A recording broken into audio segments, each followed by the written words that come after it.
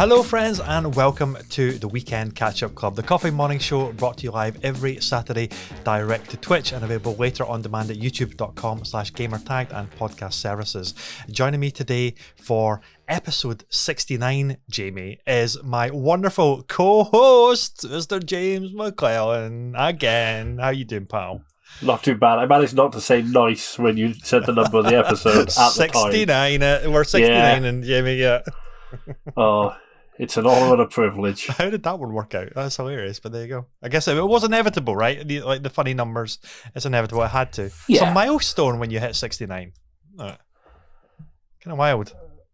It's, sorry, once again, my computer is making strange noises at me, so That's God it. love it. It's self-aware. That's why. It's gonna like do something. You're gonna be replaced with just an NFT of Jamie in that chair. No, I don't.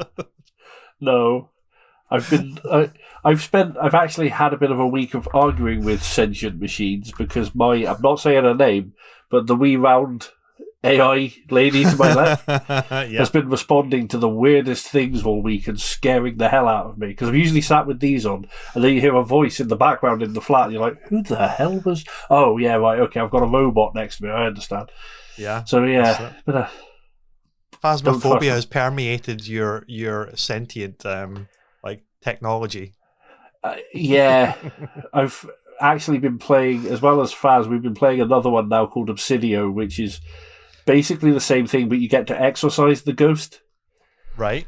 And it got a bit too easy, so we instigated challenge mode, where you have to do it on hard mode. You're not allowed to leave the house to slow your heart rate so that you're less likely to get hunted. Okay. And it's been interesting. Some really weird stuff happens in that one. Walking out of one of the bedrooms to see a painting floating down the corridor towards you, not fun. I would imagine so, yeah. No, that would be a good one. That's not VR as far as I know, but it would be interesting if it was.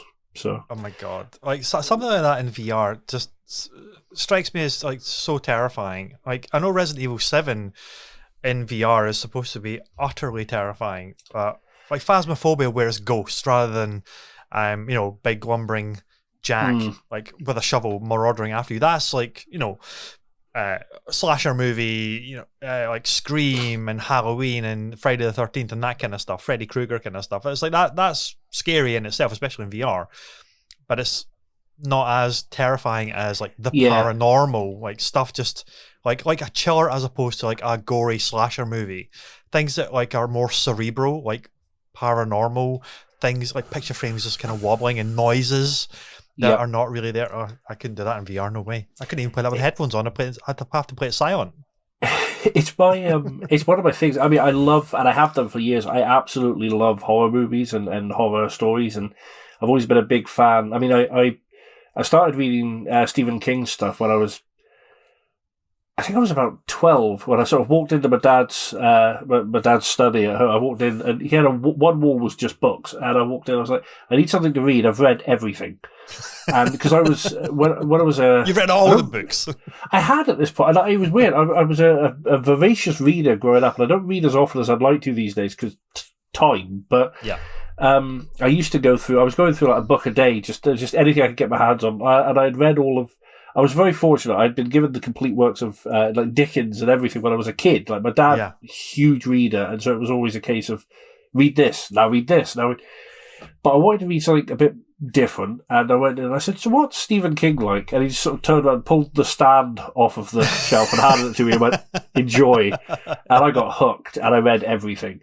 And then I moved on to there's a great author called Graham Masterton who writes very visceral pulp horrors. Okay. But they're good stories. They're sometimes a little bit OTT, but they're good stories. And the gore level is definitely, it's a book that should come with a warning. That's for sure. And James Herbert and all that sort of stuff. So, and then it transferred into my love of film and games. So of course I love horror films, and I love slasher movies, and I love I've got a real love for the classics, like obviously Nightmare on Elm Street and Friday the 13th and those series and the characters. But my favourites are things like Japanese horror, where they do a lot with a little. Oh God, yeah. So it's all about that noise you think you heard or that movement you thought you saw. And that was why Phasmophobia appealed to me so much, because most horror games over the years have tended to be stuff like the Resident, which I love the Resi series, love it, but it's usually about monsters or zombies or something like that, and things chasing you, and it's a little bit more, like you say, it's a bit more gore-based, some of them, but the Phasmophobia is just, I mean, I've spent ages in that game, stood there just, like, I think I heard a voice, maybe, for the next 10 minutes, sat there listening, and then it comes out of a closet and rips your face off, but that's, That's really, that's very much as the power of audio in a game, right? It's not doing very much, but because the audio is so effective, it gives you like literal shivers and goosebumps, and it makes you like just feel so uncomfortable. And when that happens, I have to turn a game off and just like watch the Care Bears or something like that, or My Little Pony, and just get into the headspace of warm and fuzzy. And I can't do anything that makes me shiver and chill. Like, no, I'm out at that point. I can't handle it. I've had a weird little ritual for years as well with horror stuff, because films and books and games, they don't tend to scare me. I've always been looking for one that'll actually scare me. That was always my thing. Is like, I've got to find one that, and you do become desensitized to a lot of the tricks they use as well when you watch enough of it or play enough of it. So I always wanted one that would actually catch me with that gut, like the real sort of like fear reaction. I never got it, but I dream vividly. And so whenever I would watch a horror or play a horror game, I used to, before I would go to actually try and get some sleep, I would usually watch a comedy before going to bed, because I knew otherwise I'd be waking up in the middle of the night going, and then getting back to sleep. But yeah, Phas, the first time I played Phas, you walk into that house and there's this background noise that sounds like, and it's a really weird thing to say, it sounds like the noise of an empty house. That sort of, that where you can hear your own blood pumping in your ears and the occasional creak and the occasional, and they kind of nailed that. And so that was the first thing I know. And the first time I played Phas, all the hair stood up on the back of my neck, and I was like, I'm sold. That'll do me. But it does eventually. It gets to a point where you've seen most of what it has to offer, and that's why I love the updates. But I wish they would throw in more. I wish they would throw in more stuff in the updates, and without putting it in the patch notes, like more stuff, so that you get taken by surprise by it. But we shall see. Is it always the one house? Is it always like the same house, or is it different environments? Like how? Because I'm really not familiar with the structure of it. I've only ever seen like the haunted kind of house thing, like most haunted, but that's kind of it.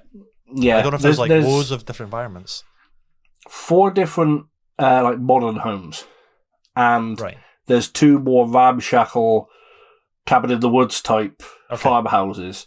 And then there's a school, there's an asylum, there's a prison, and there's a campsite now. The campsite, theoretically, would be brilliant and very scary. But because it's so open, it's goddamn impossible to find the ghost. We keep going in there, and even it's at least over the Christmas holidays, I don't think it is now, but it was always snowing. That was one thing they turned on for the festive season, was it's always snowing in the campsite. Which is great, until we realised that because of the snow, you can't see ghost orbs through the camera. So we stood there thinking, I got one, no, that's snow. No, that's snow. And it rendered the camera useless. Yeah. So, and it's so big, and there's very little to, like, one of the things you have to look for evidence-wise is handprints on stuff and things like that, where there's nothing to shine the light on to see it. So you end up going by guesswork a bit, unless you're lucky enough to catch it in one of the couple of little buildings that are there. So it's a bit tricky. And the other big maps can be really creepy, but 9 times out of 10 they're so big that by the time you work out where the ghost is, it's already hunting you.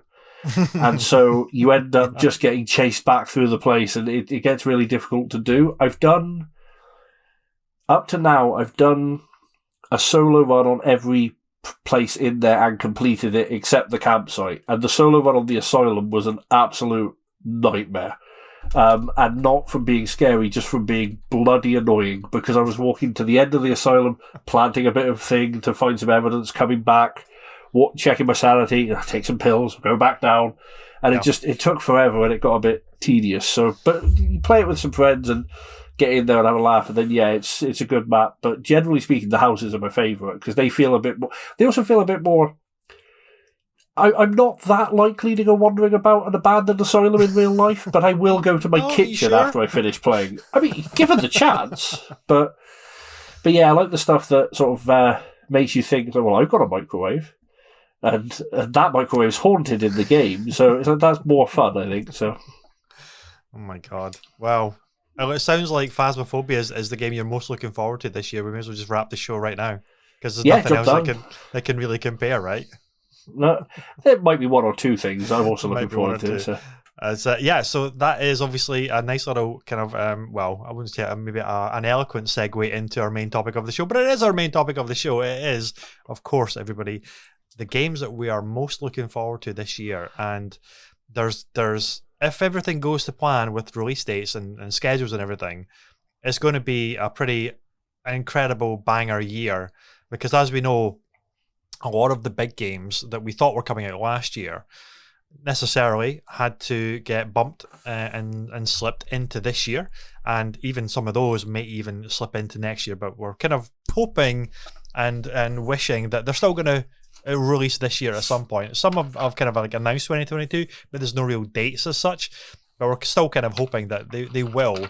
And I was looking through the list of release dates so far, and I couldn't believe how much is coming out in just February. So January's passed.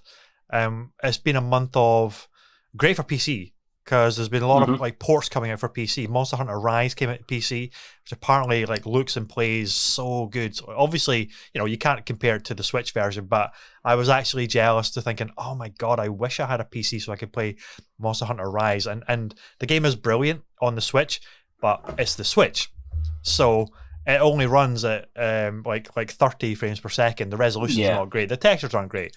But when you can crank it up all the way, like unlimited frame rates on a PC, you can really see like that art style, even though it's not like photorealistic or anything like that, but the art direction of Monster Hunter has always had that kind of timeless, polygonal, kind of early 3D kind of look to it, but it just works and it just looks really, really good. And cranking it up with like super pin sharp textures and that super smooth frame rate on a PC, god, it just looks so good. And of course, God of War came to PC as well, which is also getting a lot of plaudits for just how good of a port it is, the settings and things like that. But it wasn't the only thing that came out in January. Rainbow Six Extraction came out. Deep Rock Galactic finally made its way to PlayStation. But like The Artful Escape came out. Pokemon Legends came out 20th of January. That's the new one that everybody's raving about, saying is absolutely phenomenal. So that's only January. And then we'll get into February in just a minute. But how's January been for you? Have you had a chance to look at any games, or is there anyone's there that you've kind of earmarked for be able to get around to in 5 years' time?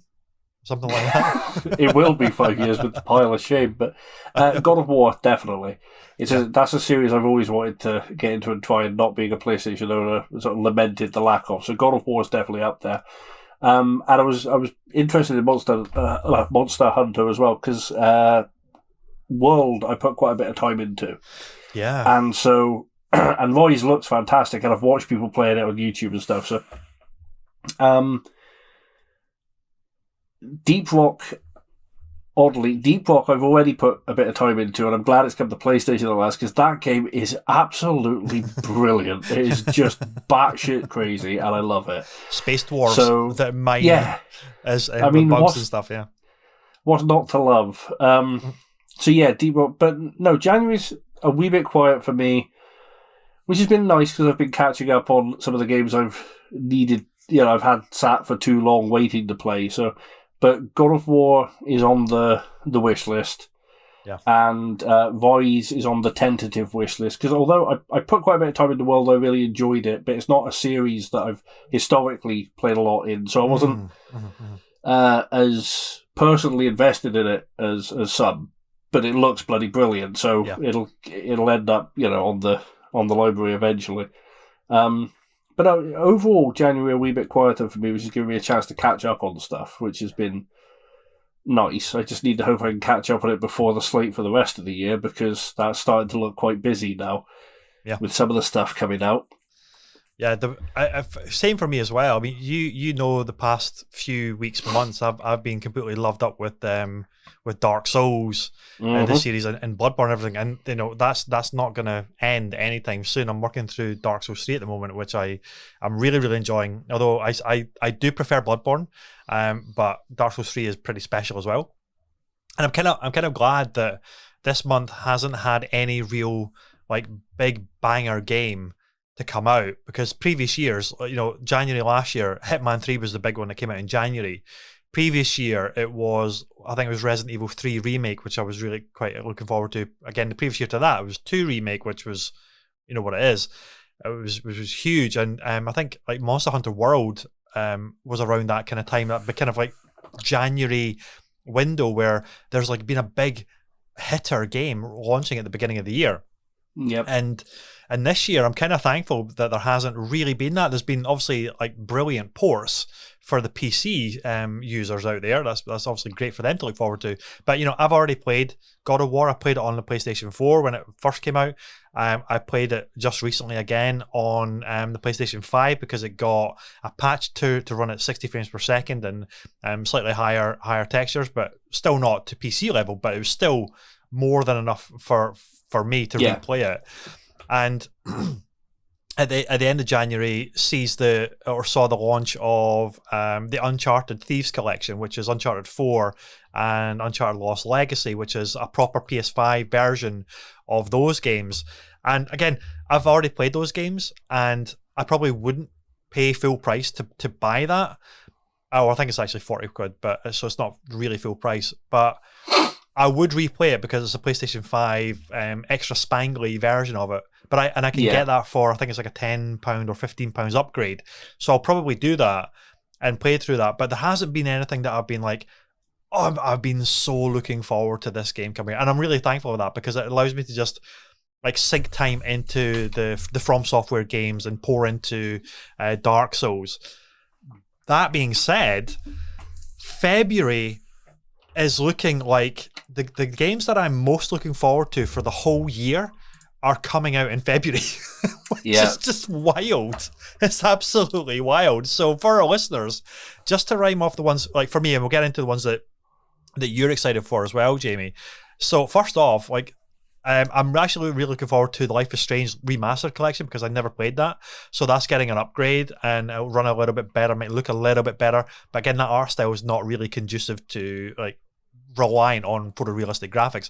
But I've heard great things about it, and I really want to play that. So that was the first one on my list. But I'm really excited for Dying Light 2, because that game has been in development for what feels like for ages. I loved the first one, 4-player co-op, zombie slaying, amazing parkour running system and climbing system.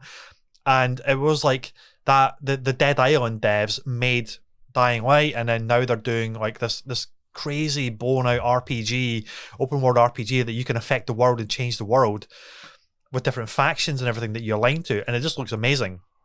So I'm really looking forward to that. That's at the beginning of the month. But honestly, the big two that I'm still shocked are coming out in the same month are Horizon Forbidden West and Elden Ring.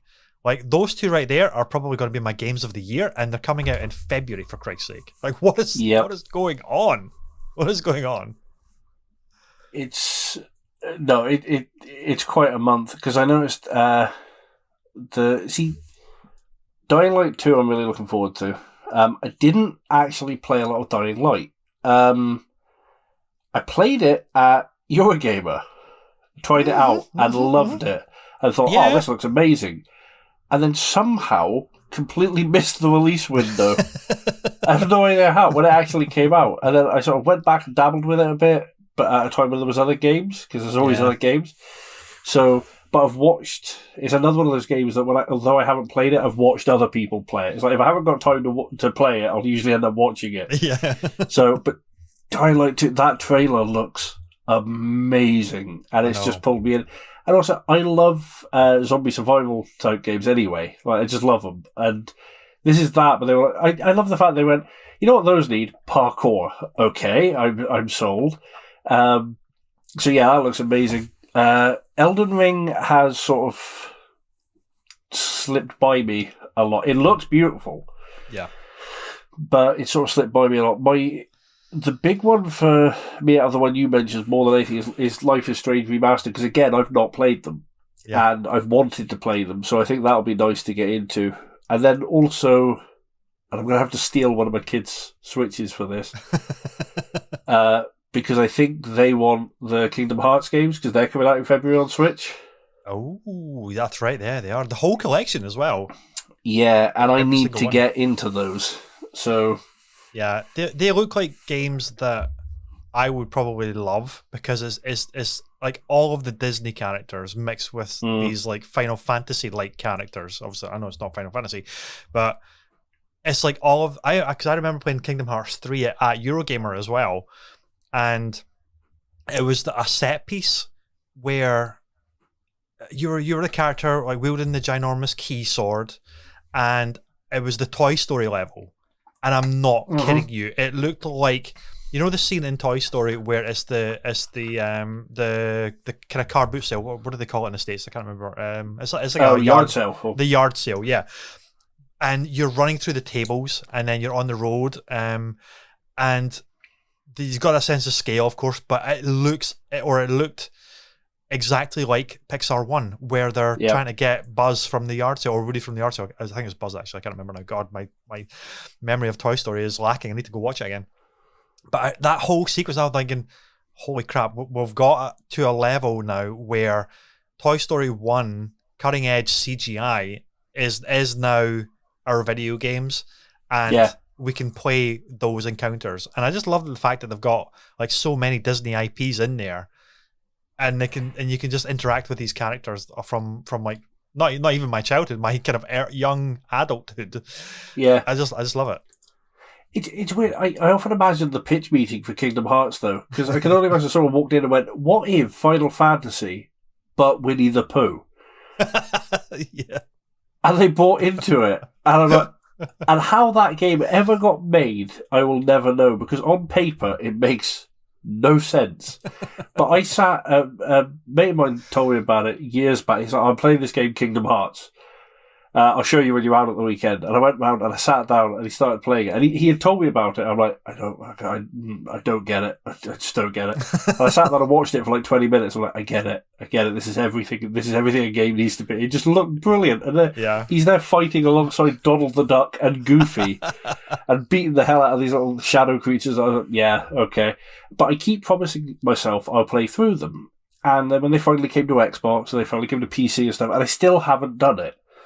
So I'm hoping that I know what will happen is my kids are going to ask me for them at some point during February, and that will probably give me the prompt, because they'll be talking about them constantly, and then I'll think, yeah, I should really finally do that. And then it'll either be stealing their Switch off of them or grabbing them on PC or Xbox or one of the, and finally playing them. So that's, I'm quite excited to... And again, it's that thing I've said before about, I always like it when games get released on more consoles and get to more gamers, because everyone gets to play stuff then, and you get more hype around it, so... Absolutely. I've heard the story is so confusing, though, and very, very difficult to kind of keep track of. I'm going to have to read or watch some lore videos to just tell me what the heck's going on. But as long as I get there are... games that happen in between the games as well. There were some that only released for like DS and stuff like that, and apparently a friend of mine was telling me that there are YouTube videos up online which are just all the cutscenes compiled, so you can follow the story without trying to like track it down in order and play them. And it sounds quite intense, but because I'm just looking at the listing, because it says Kingdom Hearts HD 1.5 and 2.5 remix, then Kingdom Hearts 2.8 final chapter prologue, and then Kingdom Hearts 3. What is that naming convention? I know, and there's the other ones are something like Destiny Drop and Dream Drop Rising and things like that. I've got no idea what that... See, that's the weird thing with some RPG stuff, because you look at... I do like games, like, I remember Quake. It was Quake 2, Quake 3. That's easy to keep up with. Yeah. It was like Quake, Enlightenment, Quake, the Second Coming. What do I play first? So, coming to them late, it can be a bit looking at them thinking, trying to work out what the hell goes where. But they are a fantastic. The gameplay mechanics are, because I have dabbled with I've played them a bit on the Xbox when they came out. I just never sat down and sunk my time into them. But the gameplay mechanics are great, and the storyline is insane but great. And that combination of all those IPs, like you say, is just it's just fun. Right? Yeah. So that's definitely on the list. I think Kingdom Hearts 3 might be on Game Pass. I'll need to confirm that, but it's maybe just I'm going to have to just maybe jump in just to not pay attention, nor not really care about the story at all, but it's just the spectacle of the Disney characters all kind of bashing stuff around and having fun around these environments. Don't hold me to it, but I think I saw it in the list of Leaving Soon at some point, so I don't know. No. But that, I mean, it might just be getting refreshed, because I've seen games come out for Leaving Soon and then they've been back up in the next day, because it's just, so licensing and stuff, so we shall see. Yeah. God, like, there's so much. Like, February is a totally packed month, and I know some friends of ours, one in particular, our bestie, Mr. Scott Watson, is so hyped for Destiny 2, The Witch Queen, which is the big expansion that's finally coming out. That I know that it's been a while since that series has had like a big expansion to look forward to. They've been crushing it apparently with their seasonal content, but this is a big expansion pack, which again does a power reset. So it's going to be a good jumping in point for a lot of new players, a lot of lapsed players. And actually, I'm really quite excited about that as well, because I used to love Destiny. I dropped off it for so long though, and I've tried to get back into it. But everything's like moved on so much since I last played it, and everything has changed so much that I'm completely lost. So I'm thinking like the power reset and the start of a new narrative might be like the ideal time to jump in and start afresh, because everybody will be like the same power level, and then just give me the story, give me some activities. Let me throw a flaming hammer and fireballs and vortex orbs at enemies and with my mates, and I'll be quite happy, thank you. Yeah, I've toyed several times with going back to Destiny 2. So I have to excuse me, I'm losing my voice today apparently. I was saying to you just before we came on that I've been dusting under my desk earlier, so I think I've swallowed most of it. You're going to do a cat impression and cough up a mothball in a second, aren't you? Please don't. It'll probably just be 6 meters of Cat 5 cable. I've been rewiring as well. So I'm going to gift that if it does happen. Oh yeah, I want that recorded for posterity. No, Destiny, I sunk a lot of time into Destiny, and had a nice little regular raid group going, and it was really good fun. Destiny, the game that's not an MMO, that's absolutely an MMO. Like, it just, because that was always the feeling of it. Like, just smaller, raid groups and stuff. It was great. I think they've embraced that now, right? Like, since they've jumped out on their own. Yeah. They kind of decided, okay, we are an MMO. We're going to double down on the activities, the ongoing stuff, and we're an MMO now without calling it an MMO. I think they had to, because I think it's like driving past someone in your car and trying to convince them it's a bicycle. It's like, we all knew what it was. It played like it pelt like it. So, but I loved it. I loved Destiny, but it did hit a point where it was all about the grind. There wasn't enough new stuff coming, and which was a shame, because Destiny was sort of billed originally as this like, we've got this 10-year plan, and you're going to see all of that for 10 years, and then it was kind of, we got this 10-year plan, but part of that 10-year plan is Destiny 2's coming out, and you can just move over to that one. Like, okay, fair enough. But I jumped into Destiny 2 and really enjoyed it, loved it, was loving the story, but just didn't have there weren't enough people I regularly played with that were also playing it and stuff like that, and obviously it's one of those games that solo it can be a little bit less enjoyable and stuff like that, and I just sort of fell away from it for a while, but always thinking I'll go back one day, like I do with so many games. So I was like, I'll go back one day. And then same as you've said, every time I thought about it, it's like I have no idea where to start. It's all new. It's all, like, there's so much going on now. So, but maybe one day. But it's a brilliant game. So like it's really fun to play. As soon as you jump back into it, it's like that. The core gameplay has always been so magnificent that it's. And it's so fun to play that little kind of 30-second loop that Bungie always used to talk about when they were designing Halo. It gets you so quickly back to loving it, and that's the thing. And that's the sign of a really great core game experience. Is doesn't matter how long it's been since you played it. As soon as you pick up that controller and jump back into your ship and land on like one of the planets, and you start like shooting the enemies and jumping around and throwing these ginormous like uber ultimate power moves. It's like it gets you so quickly back, and it's like, oh my god, this is why I love Destiny. This is why I got to keep playing it again.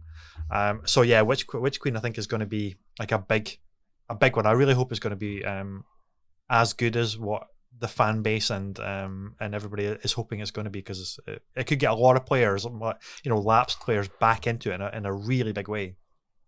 Yeah, it'll be interesting to see. I hope, like you say, I hope it's as good as everyone is hoping it's going to be, because I think the fan base deserve it, because they've stuck with it through a lot of. There's been a few ups and downs in the fan base for it, with people who weren't quite happy with this, weren't quite happy with that, and so those who've stuck around, and it's got a hell of a player base, so it's not like I'm talking about the 10 people left who are playing it. It's a popular game, but it's healthy, yeah. Yeah, so those who've stuck with it, they deserve that reward, and also if it brings more people back to the fold and builds that further, then that'd be great. So, but yeah, I'll add it to the list. I'll probably play it when Destiny 5 comes out, but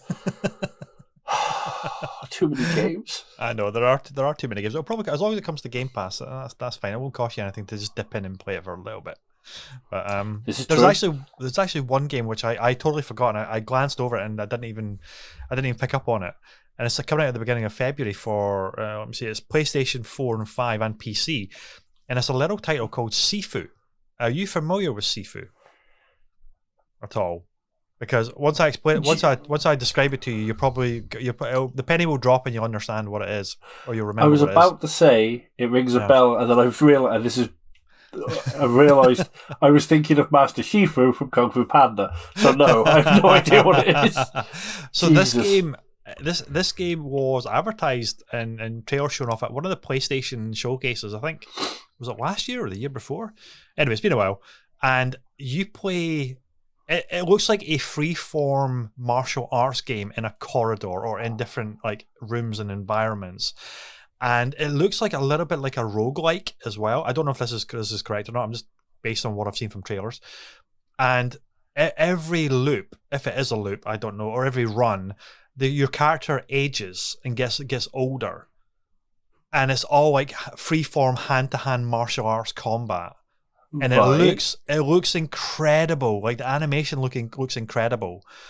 And I don't know the story. I don't know why he's getting older every kind of run, but I'm assuming it is a kind of roguelike kind of thing. And I'm really curious about the narrative, but the actual martial arts hand-to-hand combat looks amazing. And if anybody listening, watching has seen the TV show Daredevil, and there's a particular one-shot scene in season 2 where he's going down a stairwell. No, actually, was it season 1 or season 2? I can't remember now. Anyway, he's going down a stairwell, like a fire escape stairwell, and it's all one shot, and he's just like beating all of these thugs up as he gets out, and it's all one shot. It reminds me of that. Like the whole game reminds me of that from what I've seen. It's like you just got it. All these waves of enemies are coming at you, and you're doing this amazing hand-to-hand martial arts combat, redirecting, parrying, and using the environment and stuff. And it just looks amazing, and it's been getting hyped up for like a really long time, because as soon as everybody's seen it, they're like, I gotta have this, I gotta play this. And I totally forgot that it's coming out in February as well, like the first, almost second week of February. It's like, oh my god, really? That's probably another one I'm gonna have to dip into and have a little look and see, because it looks so good. That does ring a bell now. You've described it. I had no idea what the name of it was, but I think I saw clips of it from, like I said, from the showcase. And when you were describing it, that was the first thing I thought of, was that Daredevil sequence, because that is one of my top 5 favourite pieces of television ever. Oh, as well. It's just so beautifully done. That will be an interesting one. I like any game that puts you in the position where you feel like a badass. Like those games that you come out and think, yeah, I did that. Like the moments and stuff. So that'd be pretty cool. I'll keep an eye on that one. Adding it to the pile. Yeah, honestly, it may not quite fall into that category, but Elden Ring and From Software games absolutely fall into that. Actually fall into that category. I know they have a reputation of being unbelievably hard, but see, once you overcome a boss that's like the size of a skyscraper, you feel like a badass, and you have overcome like the most difficult challenge, and you feel like a badass.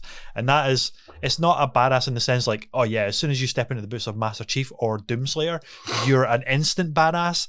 It feels like an earned badass, and that's why I'm super excited for Elden Ring as well. And I actually think, I'm not going to labor too long about this because I don't want to consume the entire show of just talking about Elden Ring, but I think Elden Ring is going to be a big gateway game for a lot of people, especially from what I got to play a little bit of the network test last year.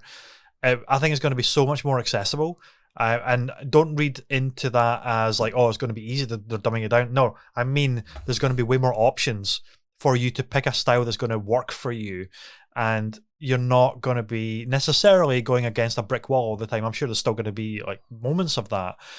But because it's an open world game, it's not, okay, I've only got maybe 2 or 3 other routes to go down, like in the traditional From Software game sense, where it's a labyrinthian world, but it's kind of linear, but kind of tightly structured, of different pathways, but there's only a finite number of pathways that you can actually go down before you hit a brick wall of an enemy that you have to overcome.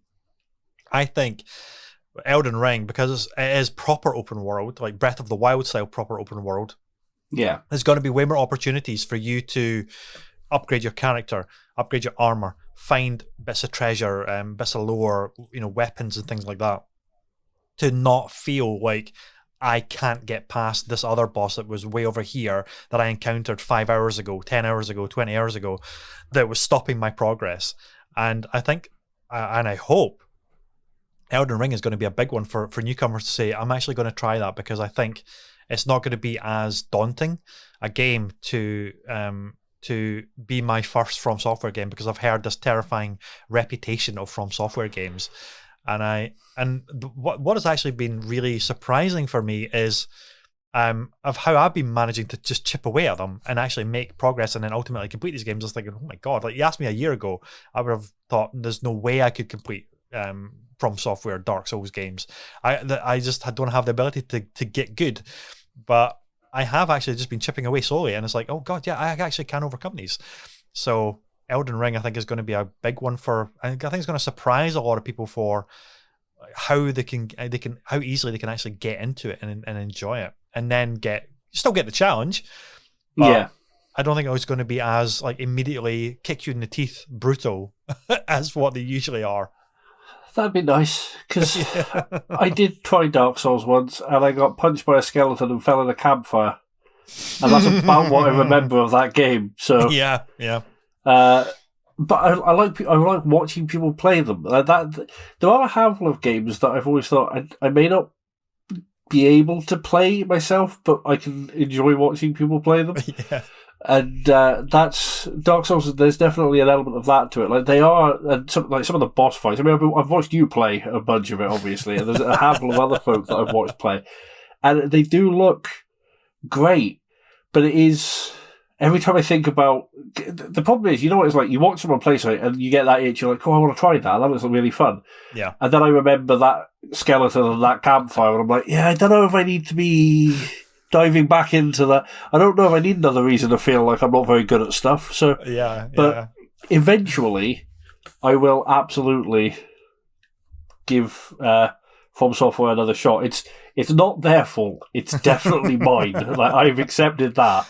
Yeah. But it's just going to take me a while to go back to it, I think. Elden Ring does look phenomenal. The best feeling I can kind of verbalize for playing well, certainly Dark Souls 3 more so than the others, is getting your ass pulled backwards over your head and then kicked in the balls. That's what it feels like. Yeah, I mean, I've had worse weekends. So. It's quite apt. But that's where I'm at right now with Dark Souls 3, because I have this boss that I'm trying to overcome and I just can't just yet. But I know I will. I will chip away at it and I will work it out and I will get through it. But right now it's just like, I'm so close to rage quitting, but I'm so really, really enjoying the game that I can't rage quit. I got to just keep doing. I don't care if it takes me 50 attempts or 100 attempts. I have to get over this boss, because when you do it, it's that elation. It's like yeah, I'm a badass. I did this boss. It doesn't matter that he killed me. No, it doesn't matter that it's 1 to 100 ratio of of I know, my yeah. losses to wins. So I've been there with other games, and it is. I mean, it's a nice feeling when you finally take down that. I've had it in Warcraft raids, and even in Destiny raids. Even like the first time we tried one of the raids in Destiny, we just got smashed into the ground and turned to pate, and it was horrible. And then about 5 weeks later, of like at least one night a week, just throwing ourselves at it, trying to work out how it all worked, and kind of refusing to look online as well. Like, that was one thing. It was like there were videos out there, like how to beat it. Like, no, we'll figure this out. And then 5 weeks in, someone going, "All right, I watched the first 10 minutes of the fight because we're not getting this." And then but eventually figuring it, and it just it was it is a nice feeling. So maybe one day From Software, maybe one day, maybe one day. when I've got the guts. Yeah, so that's pretty much my my big hitters for the rest of the year, but are all in February. Shout out to Ollie Ollie World as well, because that actually looks like a really fun little arcade skateboarding game. But March's got a couple of nice ones as well. One that I didn't even know about, which has immediately picked up my interest, and this is definitely one for the Final Fantasy fans. Chocobo GP. What is that? Is that a racing game for Chocobos? It looks. I think it's Mario Kart, or Mario Kart-esque. Right. Okay. When you sent me the, because obviously you sent me a link a wee bit, for a reference for, and I was reading through it, and I hadn't heard of that at all. That just complete. Maybe it's because it's only Switch. Because I am terrible for, and it's not a good thing to admit to when you actually create content. Yeah. That it's like I shut off entire consoles because I'm not going to be playing them, so I just forget that they exist, which is awful. But and I do that a bit with Switch because I don't have a Switch yet, and so I don't always keep up to date. But yeah, that looks really. It just looks cute. And if it does play like Mario Kart, but with Final Fantasy type stuff and Chocobos and that, then that'd be good fun. Any sort of karting game, I think, is could be a banger, right? It could be like a huge draw, just a kart racer, but Final Fantasy. Like, okay, yeah, that's got potential. License to print money. I know. I was looking at, there is one coming out in March that has been on my radar for a while, and has sort of. I'm undecided at the moment, which is WWE 2K22. I saw that as well. It's like, cause I saw the trailer and it looks like, because I hear that, I think it was 2021 and 2020 were kind of misfires, and the last really good one was 19, which I've got friends that are playing, and they've talked me into buying it, so I now actually have it sitting over here. It's still on Selfie, just over there. And I'm going to be adding that to my Game Blast charity stream list because I know people that play it. So that could be like a fun 8-player Royal Rumble kind of thing going on. Yes, absolutely. I love wrestling games.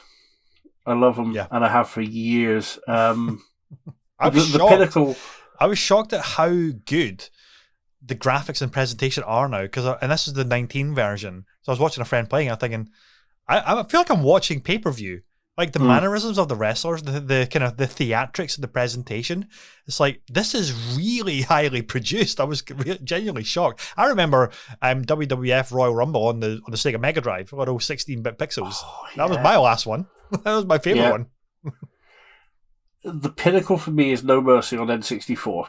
And there are a lot of people who will tell you to this day it's the best wrestling game ever made. Wow. No Mercy on N64 was amazing. And because it was so much fun, it had a really great roster, loads of characters. You could customize your own characters, and you could have all these match types that we hadn't got to play before, sort of thing. So it was really good. And I loved the SmackDown games, and I used to play. Me and a friend of mine, we actually we basically set up the New Japan Pro Wrestling League in SmackDown, because you could download a lot of stuff by that point. So you could download banners and stuff and customize your own. It was in one of the last SmackDown games, or latter SmackDown games. I think it was like 2011.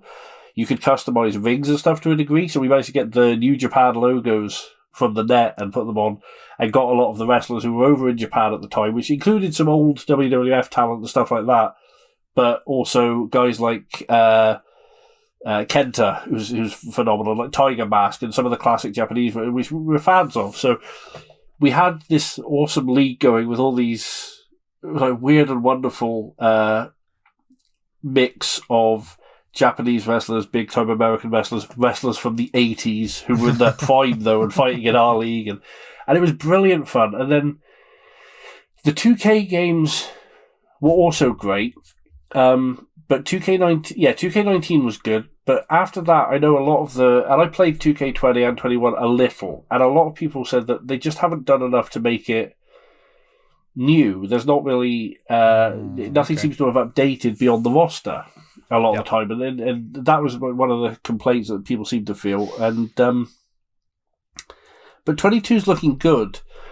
Although, a friend of mine made a very good point earlier, which is they've fired so many people in WWE lately. We're not entirely sure they've got anyone left for the damn game. So it's going to be the roster has taken a beating. Also, I've been a wrestling fan for years, and the roster's taken a beating lately. So I don't know. Do you think they'll have a John Cena skin, which is him dressed up as Peacemaker, like as a downloadable thing for the game? Oh, I mean, I'd love to think they might. I know one of the games had Arnie in it.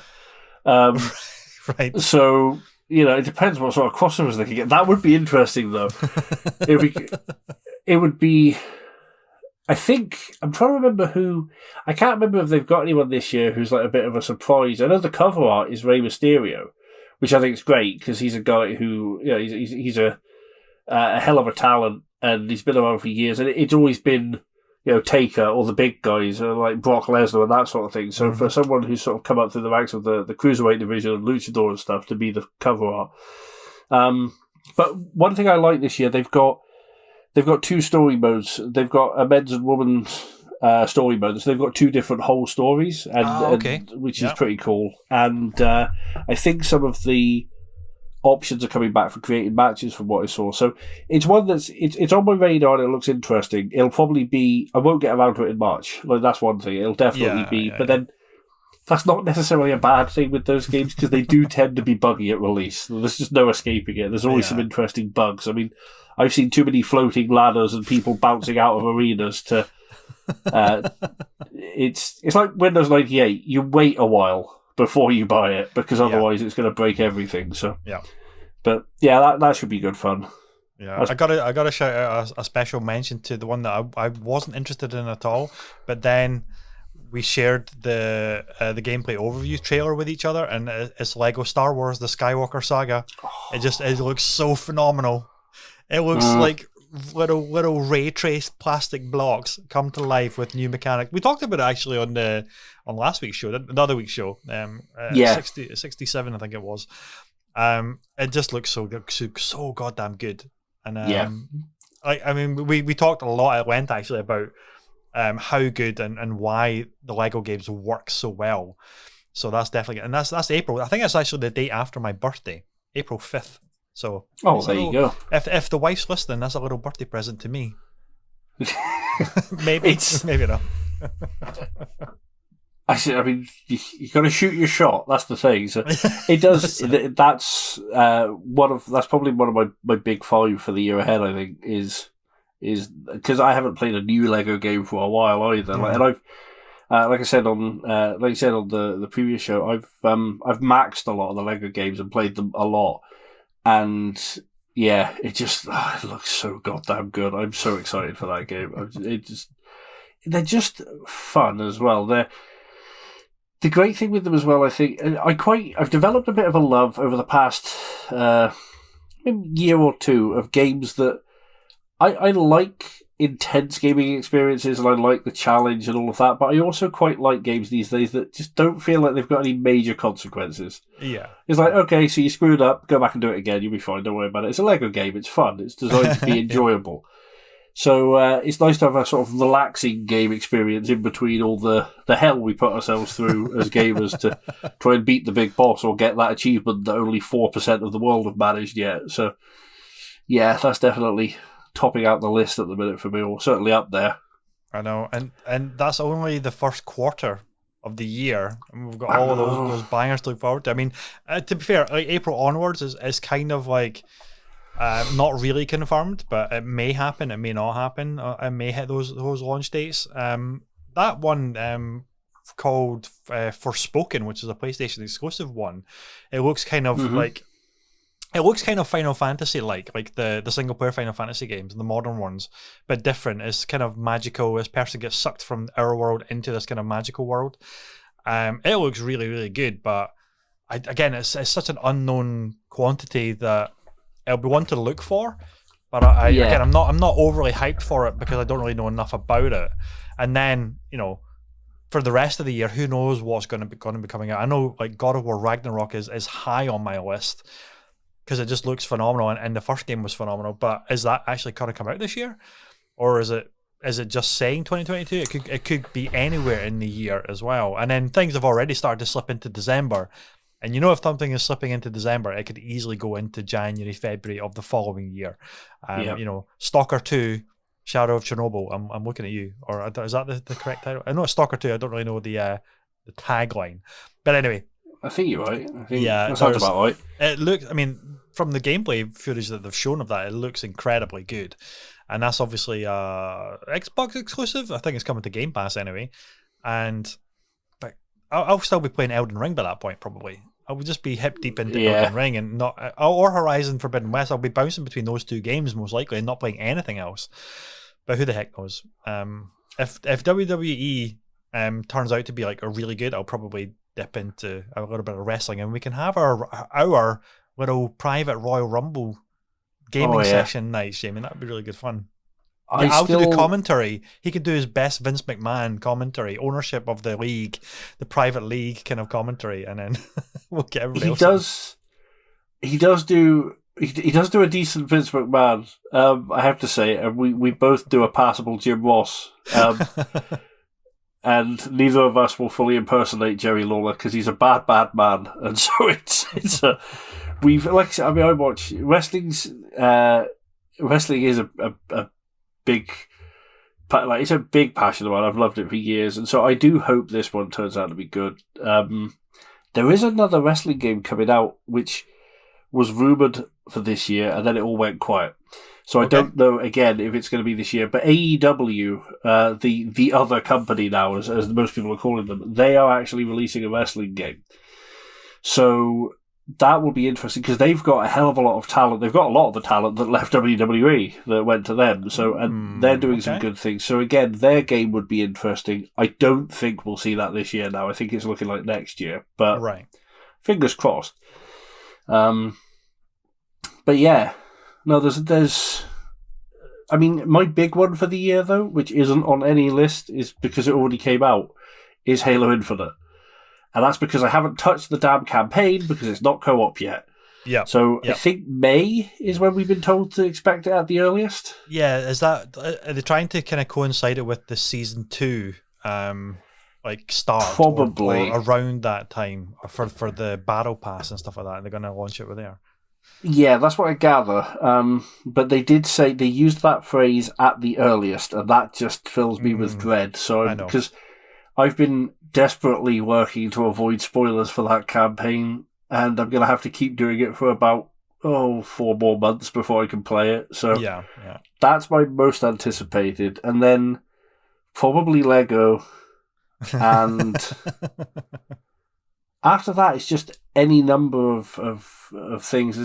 And again, but like you say, a lot of the ones I'm sort of waiting for are not guaranteed for this year. Like the Evil Dead game, there's no announced date for that yet, but I'm interested in that. Yeah. I thought that was supposed to be coming out soon, actually. Yeah, but maybe as not. far as I know, Gotham Knights as well as another one. Gotham Knights is looking really interesting. Yeah, and Starfield is supposed to be coming out this year, and that's the big Bethesda one we still know nothing about. Honestly, it's going to be a crazy year, and I've got both of us have games from years ago that we still want to play and we still are catching up on. It's like, oh my god, there'll be 1 or 2 new ones that I'll probably play this year, but I'm still going through back catalogue of great games that have been boosted with the new hardware or upgraded from like FPS boost on the Xbox, for example, or they're getting a proper next gen release.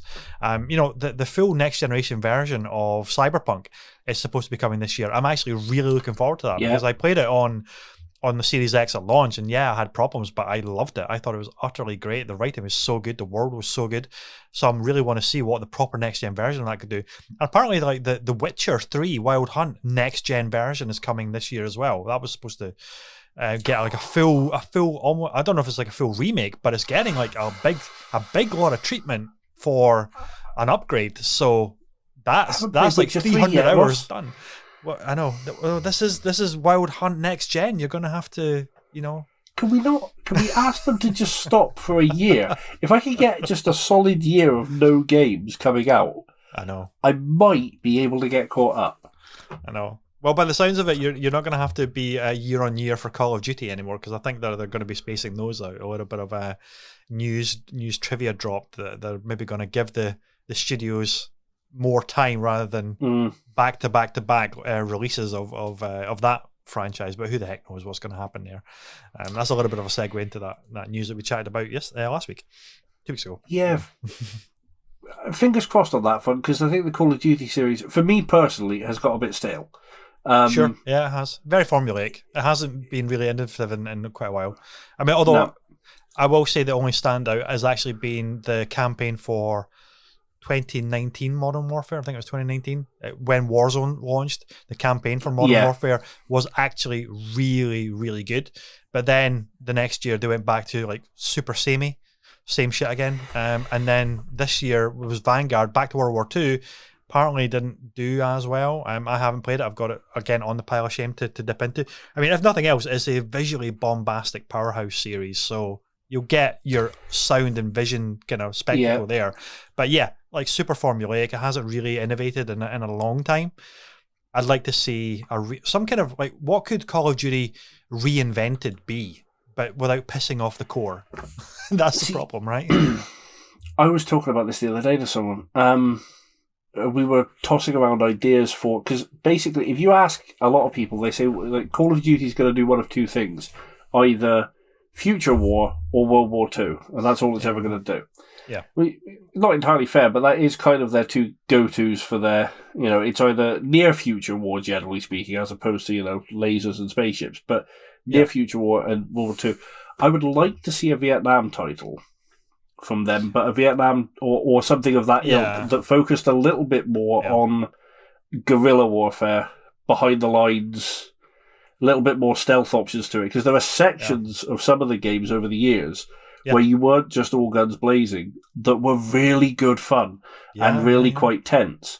So I'd like to see them maybe do a title with more of that to it. Yeah, I mean, they've done that within the multiplayer context, because you remember, like Bad Company 2 had the Vietnam DLC, which was apparently excellent. Like, it was supposed to be a really good multiplayer mode. And I think isn't the new Warzone stuff teasing like kind of guerrilla warfare? I don't think it's Vietnam or anything, so. But it is more kind of like guerrilla warfare fighting. But I don't know.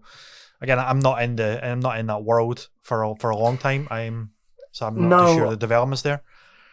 I played Warzone when it dropped quite a bit, because I do like Battle Royale games, and that was a really nice world. I was enjoying that, and I had a couple of mates who were playing it quite heavily, so I sort of ended up as the third on a team for quite a bit. So we had a lot of fun, shot a lot of people, really ruined a few people's days, which was always nice in those games. It is terrible. That game,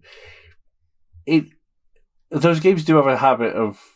There is a certain joy to be found in ruining someone else's game with Call of Duty. It's kind of what it's built around, which is, I don't like the getting on mic and being toxic about it, but there is something nice about finding someone who's been sat on a rooftop picking people off thinking he's the absolute dogs, and then coming up behind him and just, I'll take those tags. And then, so there is it's fun. It's that, it speaks to the slightly more aggressive gamer in me, I suppose, the more competitive side. But apart from that, I haven't really. I think the last Call of Duty campaign I really dug into was Ghosts, which is going back a wee bit or maybe just It's a after launch that. title, right? It was a crossover launch title for PS4 and Xbox One back in 2013 believe so. or something. Wow, that's one I never played.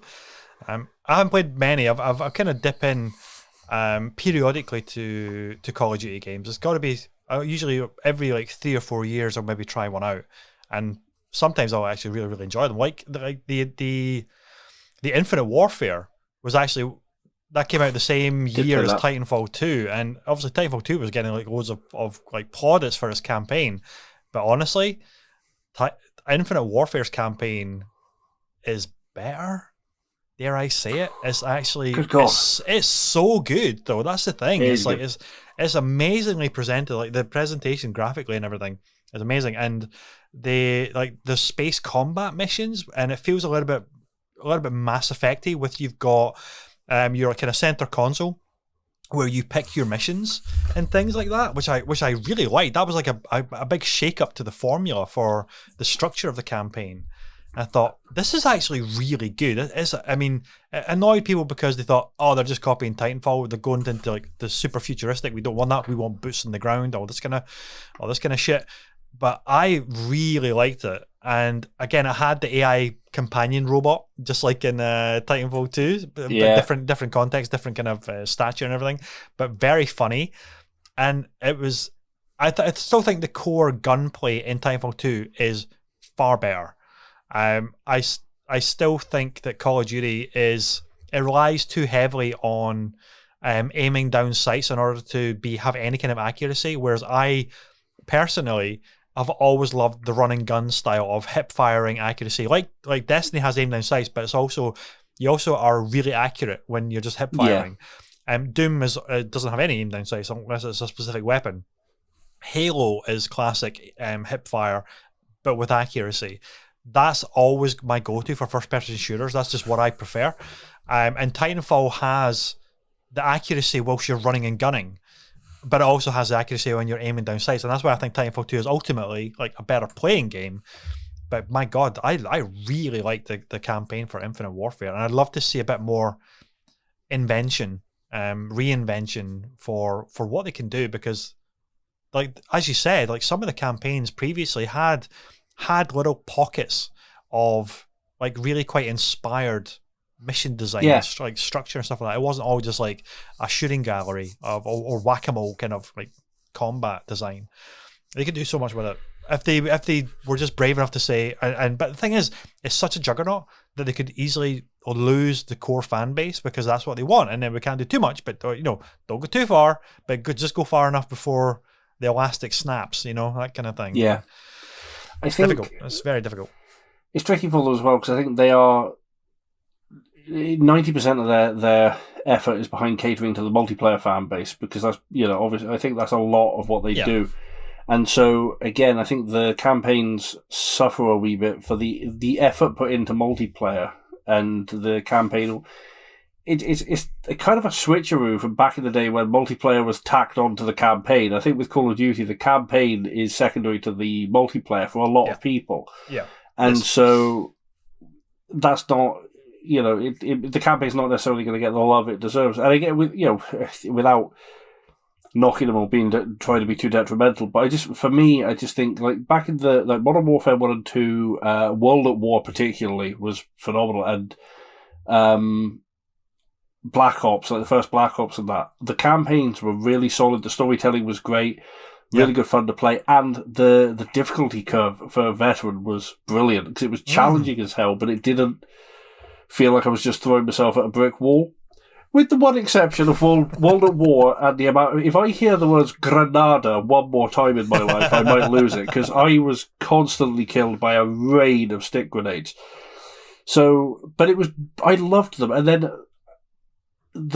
after that, they started to get to a point. I think they didn't do anything to make the difficulty consistent, and it didn't feel.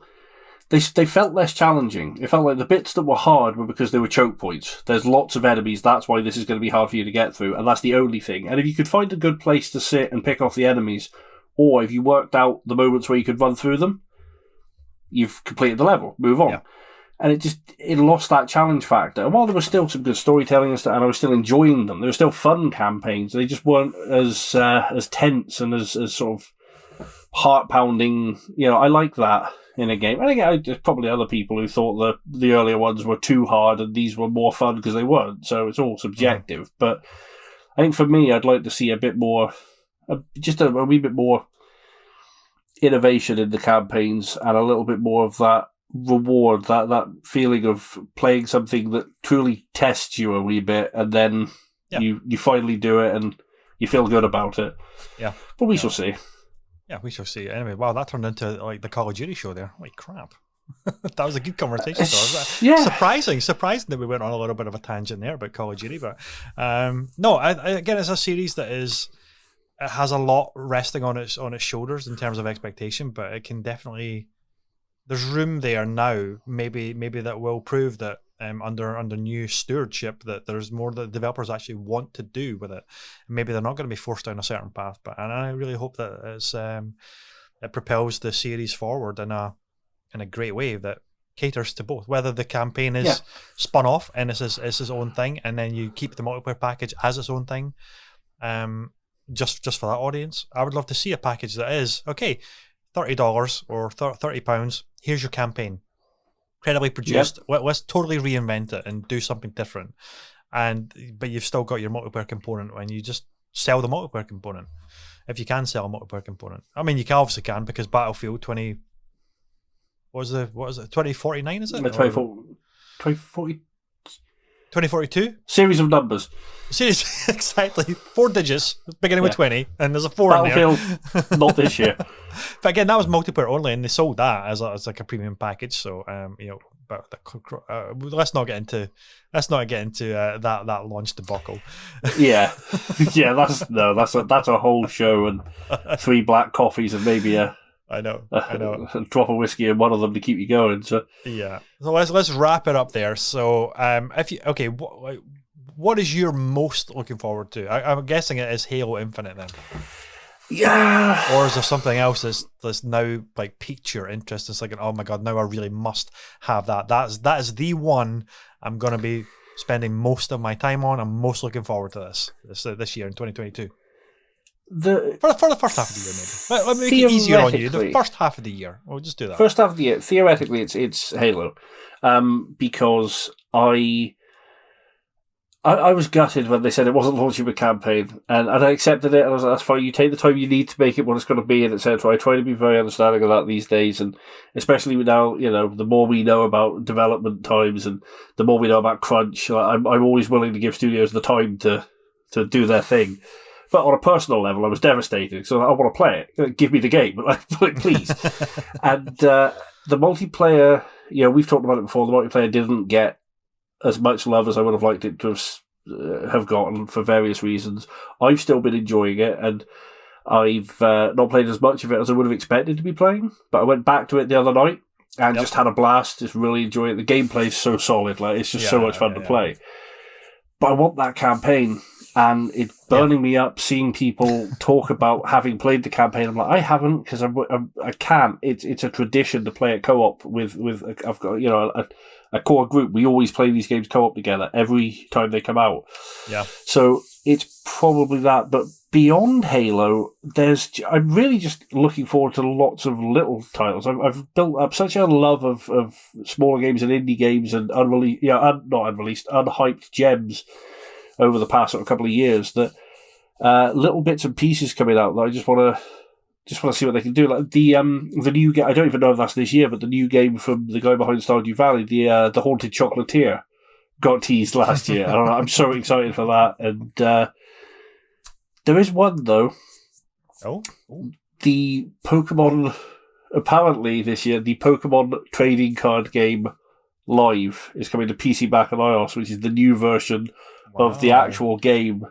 And I played the previous one, and it'd be nice. I've got all these bloody Pokemon cards sat in a box. It'd be nice to actually play the damn game once in a while. So that's what my little hidden gem I'm looking forward to. But it's Halo. It's mostly Halo. I think so. I'm gonna have to go with like Horizon Forbidden West. I think I was such a huge fan of the first game, to the point where I always thought that this was the most exciting brand new IP of that whole generation, because it was just so colorful, so inventive, of the machine animals, which are kind of like dinosaurs, but they're kind of like real world animals, and the post-apocalyptic world, which is not a wasteland, is a thriving ecosystem that is just doesn't really need humans at all, but there's tribes there that obviously taps into like Native American tribal culture and everything. I thought it was just wonderful. So I would